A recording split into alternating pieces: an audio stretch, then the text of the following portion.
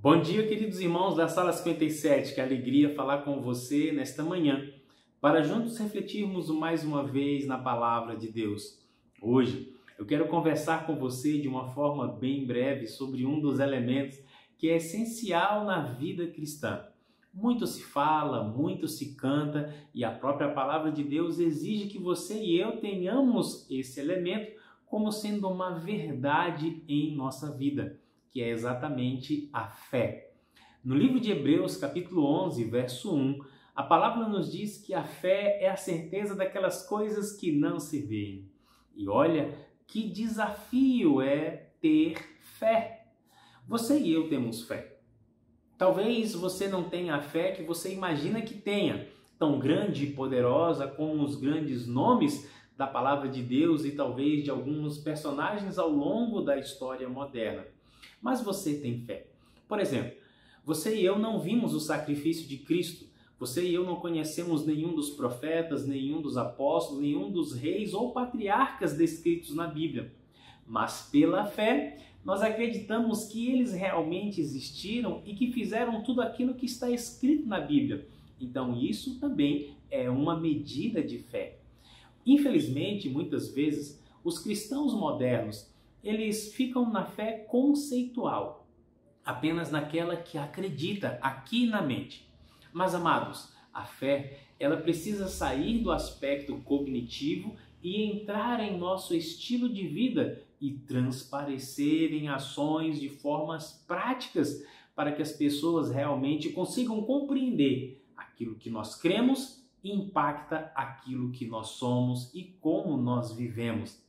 Quando olhamos alguns personagens da Bíblia, você e eu ficamos impressionados e perguntamos assim, mas como é que essa pessoa conseguiu ter uma fé dessa? Por exemplo, Abraão. Como é que ele conseguiu levar o seu filho ao Monte Moriá, levantar um punhal para poder sacrificá-lo?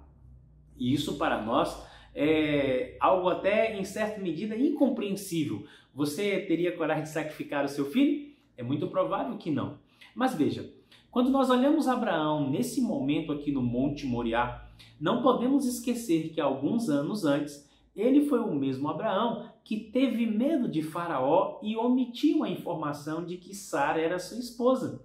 Ora, como pode alguém que omite uma informação dessa ser conhecido como o pai da fé? Calma, você vai entender, e aqui tem algo que traz uma alegria para a nossa vida. É que você precisa enxergar a fé como sendo um processo de amadurecimento espiritual.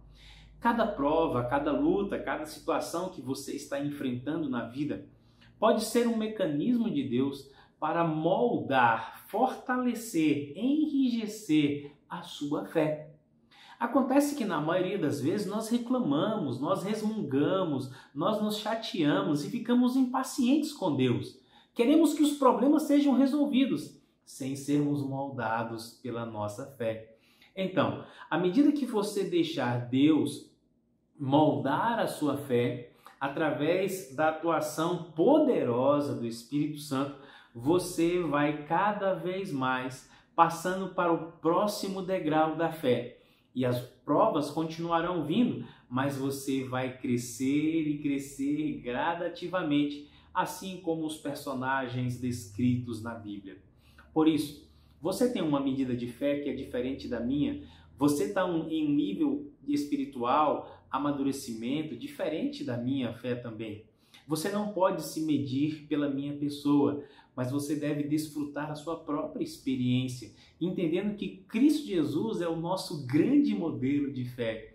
E Ele mesmo nos convida a termos a mesma fé que Ele teve, para operar os mesmos sinais que Ele operou e sermos usados de uma maneira poderosa nos dias em que estamos vivendo. Ellen White tem um texto onde ela diz que a fé é o agir do Espírito Santo na vida do cristão. Por isso, à medida que você e eu clamamos pelo batismo do Espírito, podemos também dizer assim: Espírito Santo, diante das situações do dia de hoje, amadureça, fortaleça a minha fé para que eu seja cada vez mais semelhante a Cristo Jesus. Desejo a você um dia abençoado e que diante da dinâmica do seu dia a dia, você caminhe em fé, mostrando para todos o Deus vivo que você serve. Um beijo carinhoso do seu irmão Wellington Ribeiro e nós nos encontramos aqui na sala 57.